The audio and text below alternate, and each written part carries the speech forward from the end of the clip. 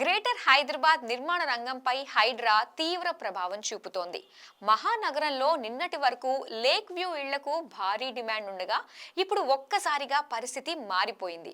Lake view ఇళ్లంటేనే కొనుగోలుదారులు వెనకడుగు వేస్తున్నారు. చెరువులకు సమీపంలో లేక్ వ్యూతో ఇళ్లు నిర్మిస్తున్న బిల్డర్లు వాటిని ఎలా అమ్ముకోవాలో తెలియక అయోమయంలో పడిపోయారు. నిన్నటి వరకు లేక్ వ్యూ ఇల్లు కొనుక్కున్న వారంతా ఇప్పుడు లేక్ వ్యూ అంటేనే పెదవి విరుస్తున్నారు. కొత్తగా లేక్ వ్యూ ఇళ్లను కొనడం దేవుడెరుగు. ఇప్పటికే లేక్ వ్యూ నివాస వాణిజ్య ప్రాజెక్టుల్లో ఇళ్లు ఉన్నవారు ఆందోళన వ్యక్తం చేస్తున్నారు.